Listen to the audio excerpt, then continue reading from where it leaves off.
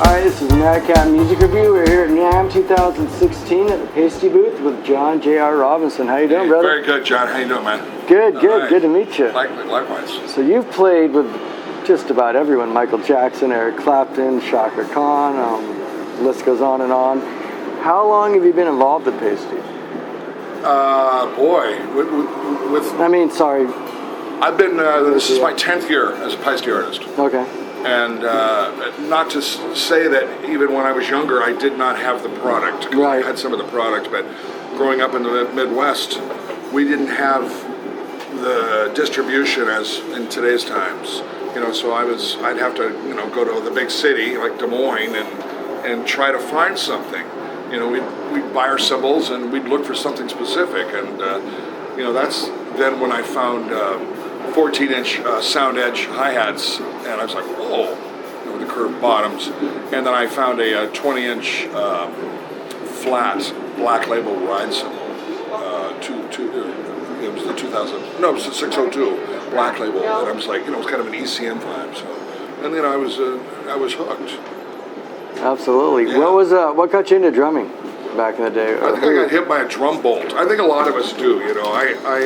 I started playing piano when I was 5. Okay. And my dad was a doctor, but he played piano and arranged, and so he started me playing piano. But it was he was a kind of a hard liner, and I didn't really totally fall in love with piano. It became almost a struggle, and a couple of years into that, I kind of just, I'm playing and listening to big band records, and my mother's always playing me Gene Krupa and Buddy Rich, and listening to these great drummers from big bands. And, sure. And it was kind of pre-rock and roll then, it was the 50s. So I kind of wished for a drum set, and, I was taken out of the house for a sec, and then I came back, and there was a 1940 Ludwig 22-inch single tension rod bass drum, calf heads, and a matching snare drum, and some really B-flat cymbals, and no toms, and that was it. And I was like just 8. Okay. So that's what it kind of didn't stop ever since. Now you played on We Are the World, right?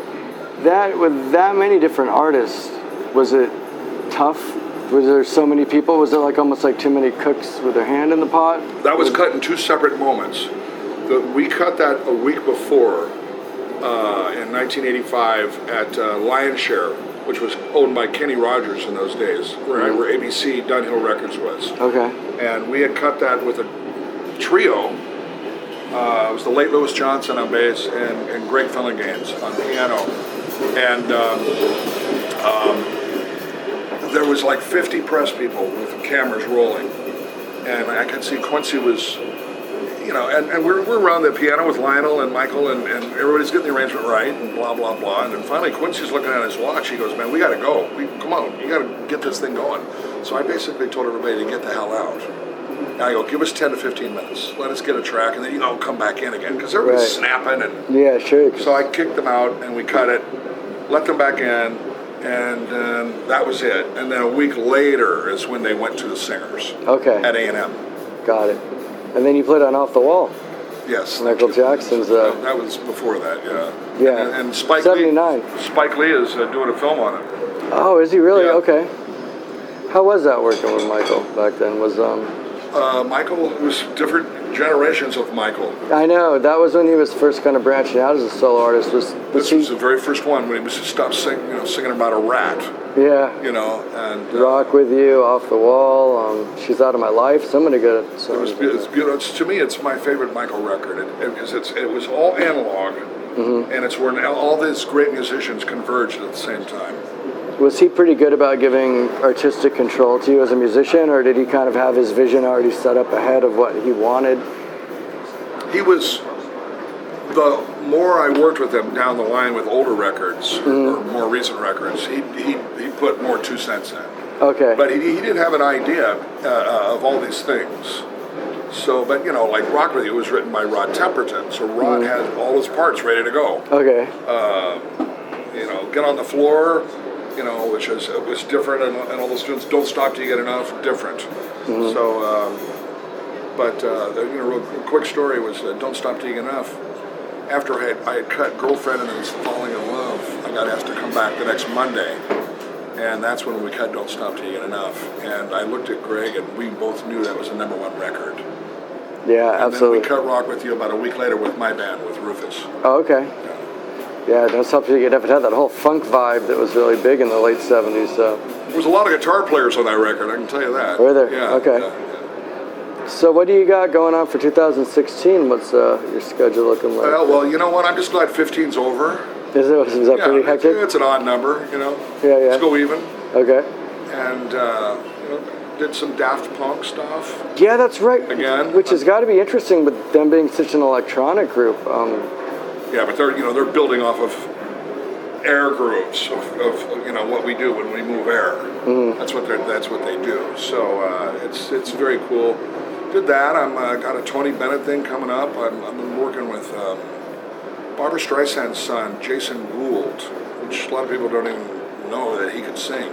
So it's very, very cool stuff. A couple of films that just came out. One, it's called The Finest Hours. It's coming out with Chris Pine, and then Batman, Superman.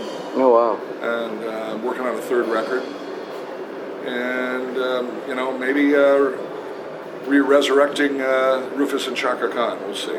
That'd be cool. We'll find out.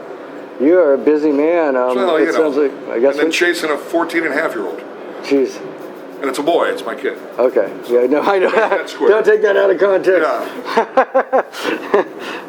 Well, thank you so much for your time. We appreciate it. It's my honor. Where's a good place for people to find you online, get a hold of you, that want to find out more about what you got Right, going on? because we didn't talk about product, but obviously, you know, the Piesty has represented myself and, you know, and Vinny and Nico very, very, very honorably. And, you know, I've got the 24-inch Deep Signature ride, and I've got a brand new 24-inch Swish ride that we just released this week. So it's johnjrrobinson.com, and Facebook fan page is the same, and John Robinson is personal page. So, just, you know, come find us there, and we'll answer you back. And did you have a lot of say in the making of those products? Yes, totally. Okay. Totally. I worked with Eric, and then worked with sound development, and we start out with a concept that I've had for years, and then we fine tune that, and then all of a sudden we'll receive a prototype, and we'll put the prototypes to work, and we'll say yay or nay. We make all the points, do the fix.